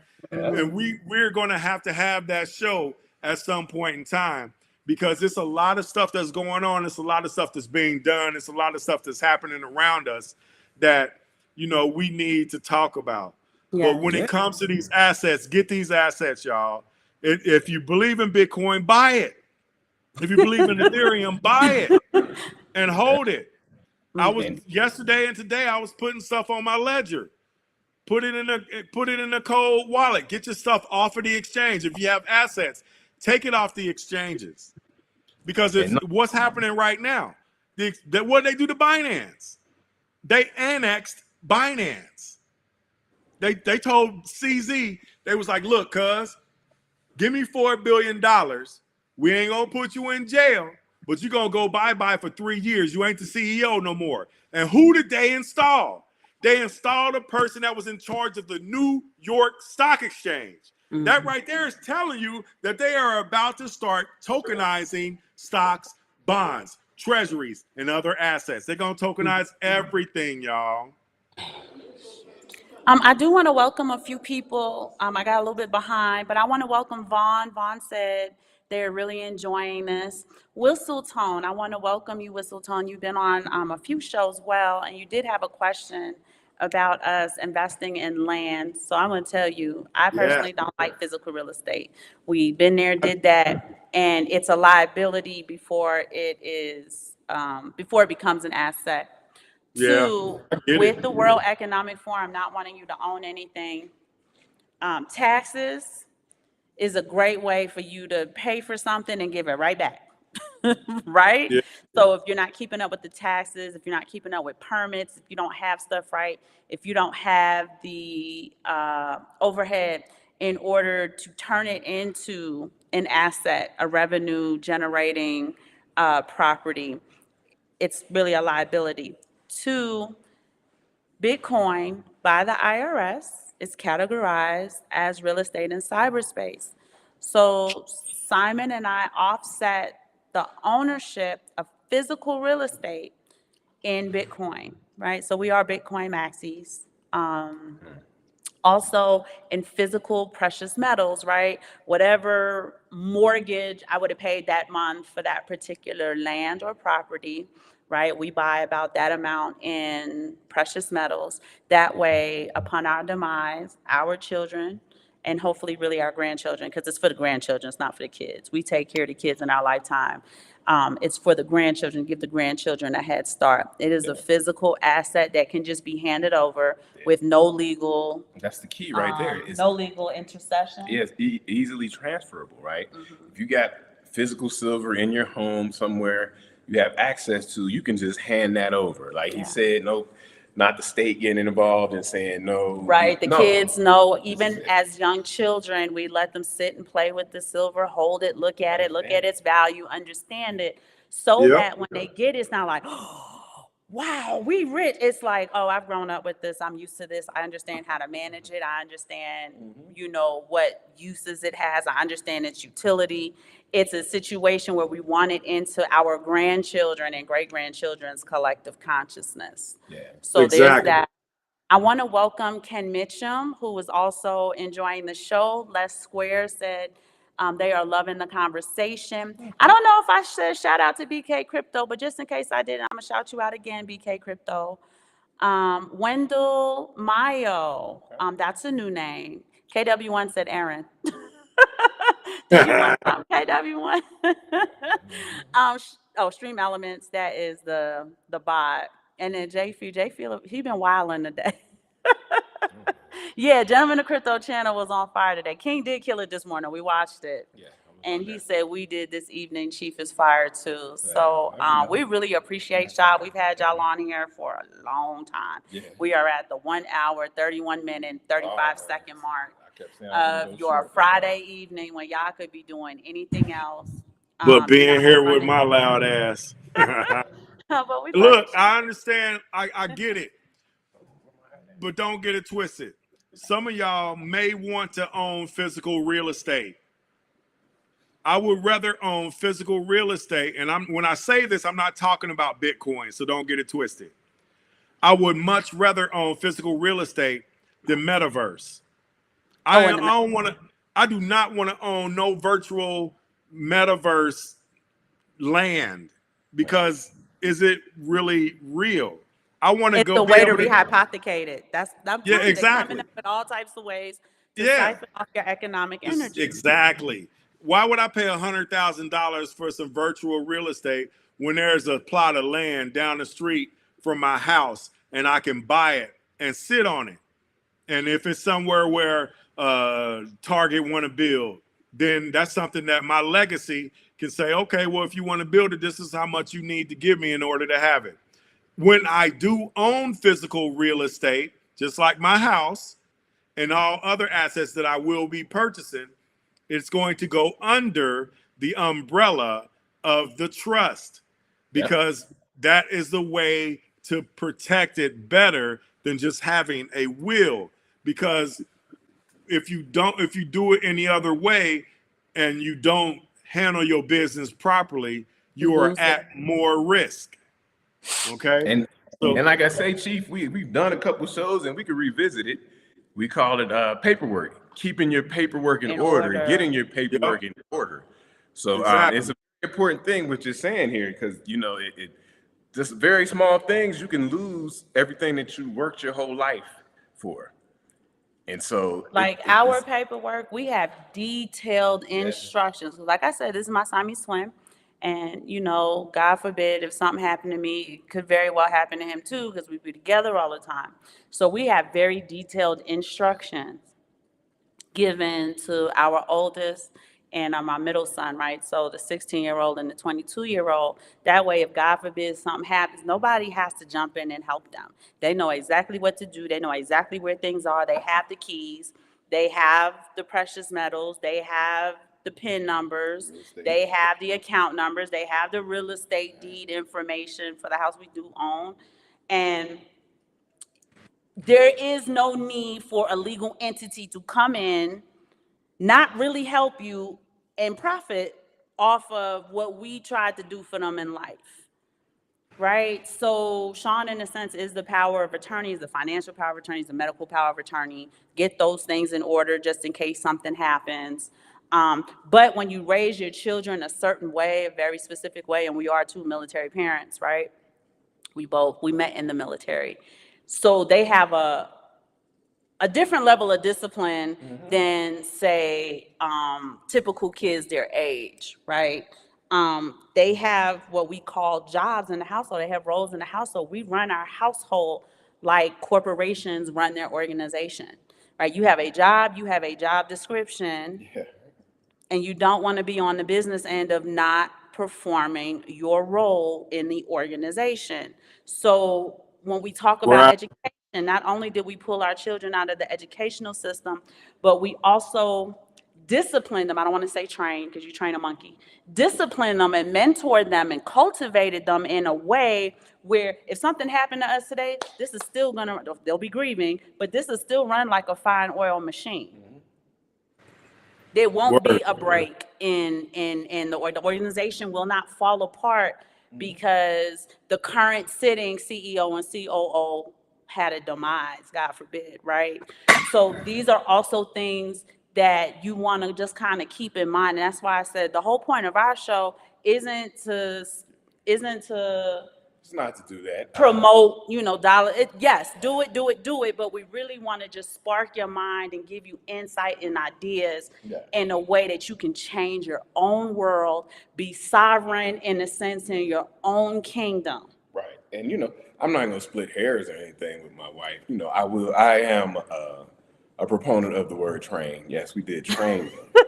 I I know say this. people get offended by the word train and all Yeah, that. people and don't like it. And I'm like, I don't I don't care about the word train, but people hate that I hate word. the word, but you have to be trained. You get a new job, you get You trained. get trained, You right? went to basic military training. But discipline take it to a whole nother level. Yeah. When you say you've disciplined them in a way, it just shows that they have the ability to manage, maintain, and further propel and progress Yeah, something training. that we've started. I always said training is more like a condensed Yeah. amount of time where you're teaching somebody, and then over time you don't train somebody permanently, right? Yeah. Like you remember Chief, we used to go to training camp or 2-a-days, right? You get Yeah. that for about 6-8 weeks, and then boom, that switch, you didn't train like that anymore. You boxers go to training camp, you get trained, and then you move on. So yes, we did train them, and they moved on. They are great. They are great. I mean, the way that they have been taught.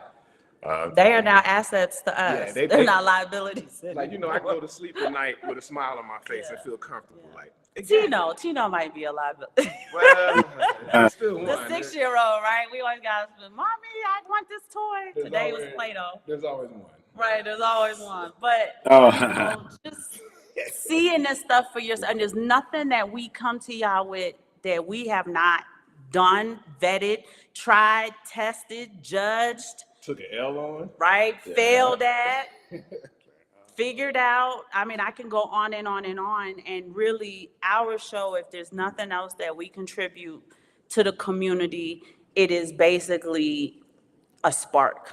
That's all we want to do. It's just a spark. Yep. We don't want to have any more herd mentality, right? As soon as the news come on and they tell you this, nobody's safe until everybody's safe, right? An individual can listen to that and say that nobody will ever be safe, and y'all are hitting us with the okie doke. That's a Yeah. psyop. That don't make sense.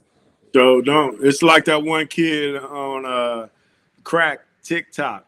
I call it crack TikTok because in the U.S. they gave us the crack version. In China, where it came from, it's only educational. It's only educational. Yes. It's only educational. And I'll say like that kid say, all bullshit, all bullshit. So Truth has a question. What do you think about becoming sovereign on the blockchain? Please explain what you're talking about being sovereign on a blockchain. I would venture to say that having sovereignty is part of being on the blockchain if you hold Bitcoin, Ethereum, and other digital assets that have value that's going into the next economic system that we're going into.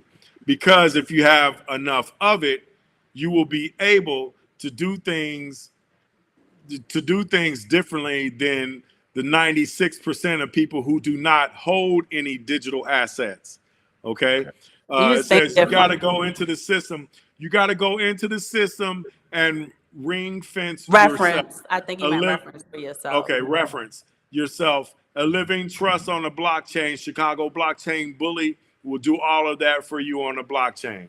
All right, that's the first time I heard about that. I'm gonna look into that. Okay. Yeah, and I understand you do need more than just Bitcoin. That's what I've been saying the whole show. But yeah, I'm gonna look into that. Reference myself on the blockchain, and then ring Oh, fence. ring fence. Okay, so Well, we're gonna look that up. I'm not familiar with that. yeah. So thank you so much, Trust Truth, for suggesting it. Trust Truth, you also asked if the Army made us this discipline. We were actually in the Air Force. He did the Air Force and the Army. I did the Air Force and Army Guard, but we were probably annoying as hell when we were teenagers. I mean, we were real good students in school and stuff, so we probably had that discipline. My mom, I do come from a two-parent household, but my mom had hella work ethic.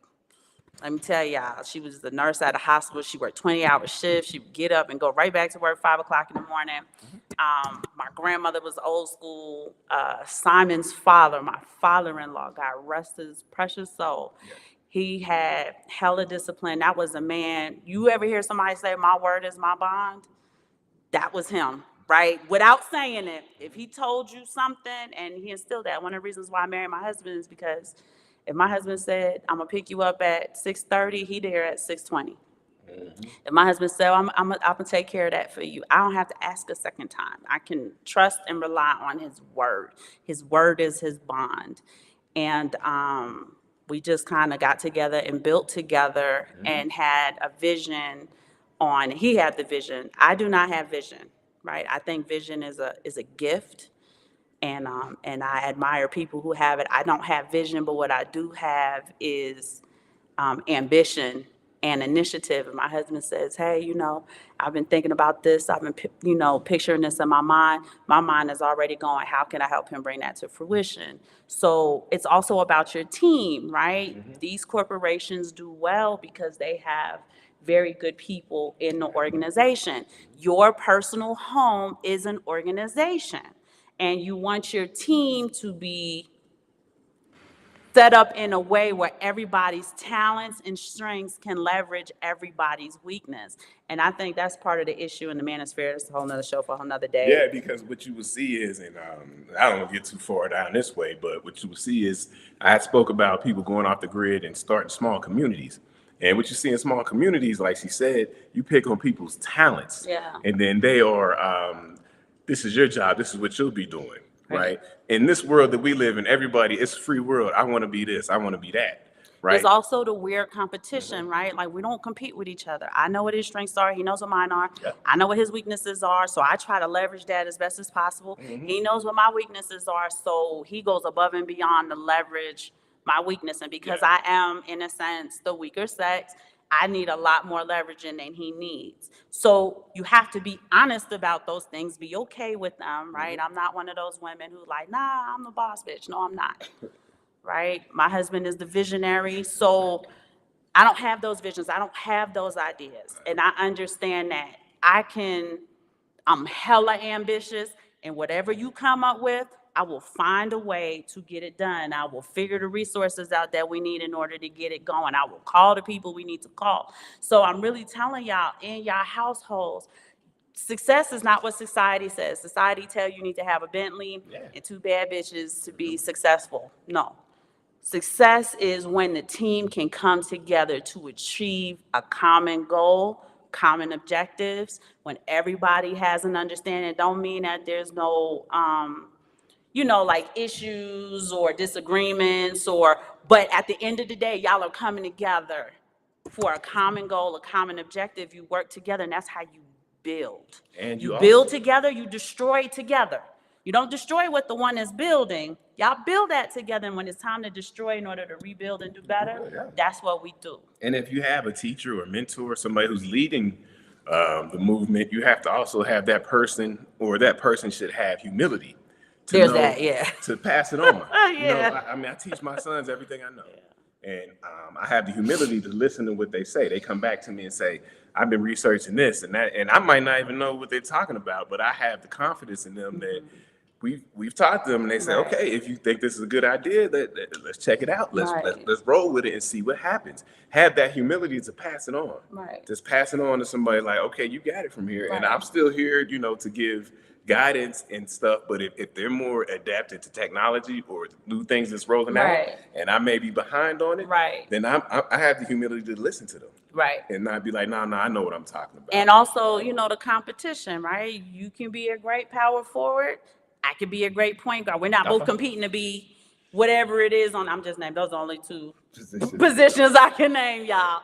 But, or, okay, QB and left tackle or whatever, right? We can be great as long as you understand what it is. And we're not competing with each other and sabotaging one another. Even Grizz, you know, Grizz, we do great collaborations because we're not trying to compete on which one of the three of us is the smartest in the room and who gonna sound the smartest, right? Hell It's no. about I coming know together. for a fact Go I'm ahead. not the smartest. I said I know for a fact I'm not the smartest. I ain't gonna claim to be.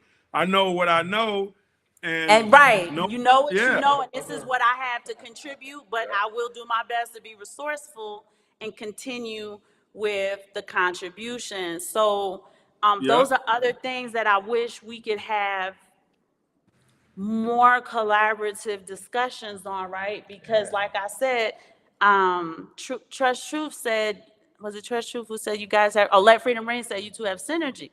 The synergy is what allows the energy to conceive something new. And we can't forget those things. And that's why we're seeing a bit of static, right? Non-movement right now as we're kind of pushing forward. And we want to start to see more movement in individual households on a collective level. yeah, Great. We right, want to start seeing if a Black man and Black woman are on it, they're not arguing with each other, they're not competing with one another, that it is a collaborative push and pull. You know what I mean? That yeah, magnetism where something was conceived at the end of that thing and not strife, divisiveness, clicks.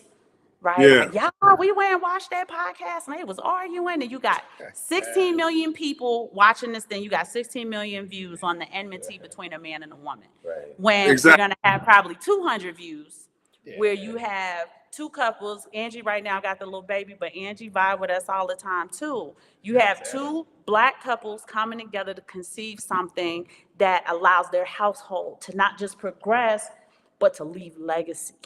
And that's Yep. what we want to do. We want to conceive legacy. We want to birth that baby. Hell yeah. From TD Jakes. I mean, that's right though. She right. You are absolutely right. Shit, I totally agree with you. You know. Yeah, you're right. I mean, that was a great way. I mean, but we kept you longer than we meant to. I'm sorry. We still got some articles we didn't even get to. But we'll get you to know them. what? I've been thinking we're going to go live a little more often and try to shorten the shows. Yeah, because give us some room. The end of the year is going to be a lot lighter on the workload. Y'all, we work a lot, to be honest, right? So we're going to do that. We're going to have Chief here if Chief is available at all times, you know, whenever he's available. He know I'm going to be bugging him. So what you're gonna have to do? You're gonna have to give me talking points so that I won't get off script because. No. This is organic. But when stuff pop up in my head, I gotta say it, like, you know, because you know it might be something that could help somebody. No, leave it organic. Let me tell you, we sat down to set this up, right before I said y'all ready to go live. I looked at Simon and said, "What you talking about today?" Yeah, I had my stuff ready, and we didn't even get to half of it. I was like, "What are you talking about?" But we got some important stuff, you know. Well, you know, let me know some of the stuff that you want to talk about, Gordon. Okay. Because I'll you send know, the links if we have them. yeah, because I want to know about it too, or I want to converse on it as well because I may know something. I'm as clueless as you were, Greg. Yeah, I may know something that you. Yeah, man. I don't want to bore people to death with like technical stuff. So this got more. It was more fluid. So I like this. I like this better. But I did have some. And KW1 said that I like the flow of the show. Yeah, like it's they more like fluid. that organic because sometimes we Man, he got something on his mind. I got something on mine. We'll leave you the point. I had some charts on the dollar over the last month, and it's boring as hell, but it's still important. But this is better. This is better. And we don't bore them. Yeah, I don't want to bore y'all. Bore me, right? And then we'll try to put it in a way where it's not so like dry. So dry. Yeah, it's not so dry. But yeah, so we kept you too long. I'm sorry. How did you want to wrap it up? Or you and Chief, how did you guys want to wrap it up? Well, Chief, it's the Sabbath started, and y'all know I need to go into prayer and stuff. But Chief, I'm gonna let you close out with the people. Well, I mean, I really don't know what to say, but keep on dollar cost averaging. Whatever you believe in, if you really believe in it's going to be something that's going to be viable for you and your family in the future, then please keep that mindset and please invest in it and don't waver from it. I mean, it's so many things that are out here that are going to try to get you off of your. Yes. It's going to try to get you off of your your waypoint. Stay on your waypoint and go to your destination so that you can end up where you want to be, whenever you want to be there or however you want to be there. Like I said, I'm gonna keep on DCAing on Bitcoin. I'm gonna keep on, DCAing on ETH and the ISO tokens. I got my meme coins that I want to have. You know what I'm saying? And then after things change, because like I said at the beginning, the only thing that's constant is change. Once things change and they go to where they get rid of some of those tokens that don't add any value to the system that they created, then I'm going to move within the parameters that they set for the big boys so that I can become a big boy. And when I become a big boy, don't think that I will forget about you and that I will look at you like you are a little boy. I'm going to look at you as you are, because you are a person of value, because we are all part of source and we are all one collective conscious and we are having an individual experience. And as long as we have that individual experience, and as long as we're able to go forward within that individual experience, and I'm sorry, I had to open the door for my beautiful daughter, man. Nakaya just walked in, Aaron. Hi, Nakaya. Hey, Nakaya. She said hi, y'all. No, that's Gio. Aaron, she been baking. She been making shit. She can cook like a motherfucker, man. I've been cooking today. I have to take my apron off for the show. Yeah, hey, she ain't playing around. That's one of the traits that she learned from me. I tell y'all that y'all hyper intelligent and y'all kids are hyper intelligent. My kids are hyper intelligent too. But when I say hyper intelligent, I'm really saying that they are a little bit smarter than I am. All right, they know, they the 2.0. And somebody said earlier that Gen Z was something. Gen Z, the majority of the Gen Zers have a lot of knowledge. We just have to understand that the Gen Zers, or the generation that's not part of our generation, they just have to deal and maneuver in where they are right now. So it's going to look different. Just like when we was growing up, our parents used to say the same thing about us. Yeah, they did. Okay, that's just part of being in this existence. Because things change. Okay, things change. It don't stay exactly the same, but just don't discount them, because they add a lot of value to our existence, and they help us evolve in this crazy, sometimes maniacal world or plane that we are on. Because if you got to understand, these folks out here that don't mean us any well, they are maniacal. It's something wrong with them. They are against living life and being prosperous and having everybody being under the umbrella of abundance. As long as we can all try to strive to get to abundance and live in harmony with one another, then our consciousness which is one consciousness, will come in tune with each other, and we can all maneuver in a better way in this realm that we are until we are elevated to whatever plane that we're supposed to go to. Yeah, Right. and definitely. So just keep. I'm sorry. Go ahead. I'm sorry. Touch on that when you said the Gen Zs, millennials. We did the fourth turning show, and you had different archetypes, and the archetype of the millennials was the hero archetype that will come and start the turning over. The last hero archetype was after World War II. So although a lot of people disparage millennials and have bad things to say about them, like you said, listen to them, because these are the people who are going to be running the world. These are the people who are going to turn things around. They're going to turn it around for us. Exactly. Because we should be supporting them and be their biggest fans. And unlocking their talents and stuff. But this is the last thing. Oh, go ahead, Chris. I'm sorry. I'm just real quick. Things ain't going to stay the same. Things are going to be different, but help usher us into that difference. And they're going to make that difference a lot better for us, because they know things that we don't know about the existence that we in right now, because it's ever evolving, ever changing existence. The last thing I want to say, you guys, I want to thank you guys so much for joining our show. Many of you have been real faithful and coming to the show all the time. As world events get more unstable, as there's more wars, rumors of wars, there's more instability, there's more chaos. One of the reasons why we can go forth boldly is because of our faith. If there are any of you who are feeling the call of Jesus Christ in their life and you don't know what to do, you don't know where to go, email us. It's free, it's confidential.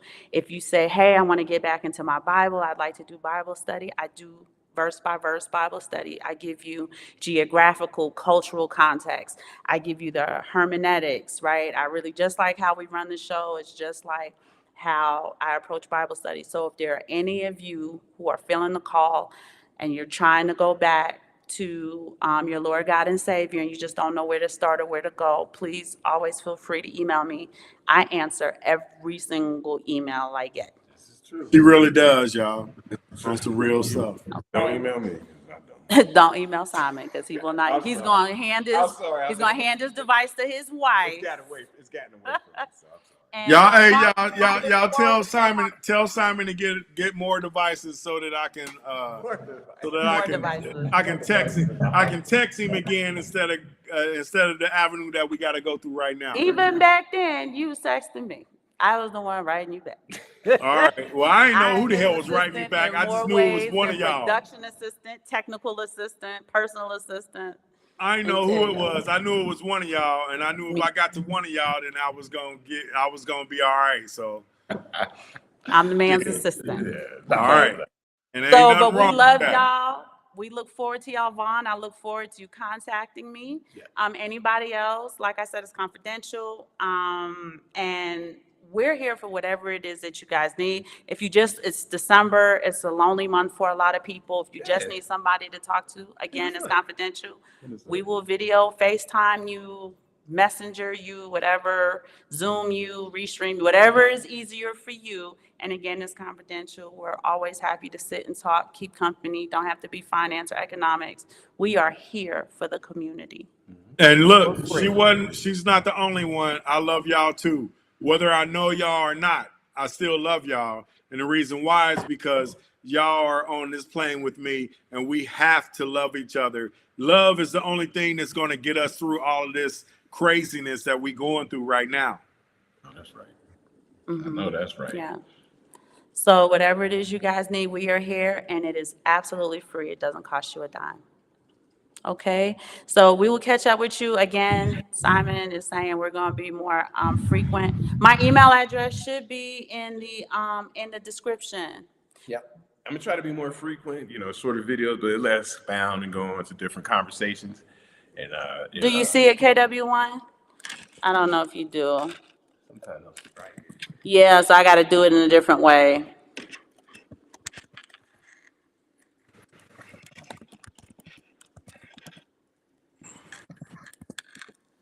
And I just put it in there. Hopefully it doesn't strike it, but It's aaron.simon@authoraaronsimon.biz. I answer every single email. And whatever you need, whether it's prayer, Bible study, or just to chat, we are here for you guys. We love y'all. I'm going to go All right, get my love Bible you. study. I'll holla at y'all. Bye. All right, Chief. I'll see y'all. Bye. Oh, do you need to talk to him? No, Okay, Chief, bye, we got you it. We're gonna get guys. with you again. We got it. Yeah, holla at me, man. You know what it is. You already know what it is, dog. Okay. All right, see Bye. y'all.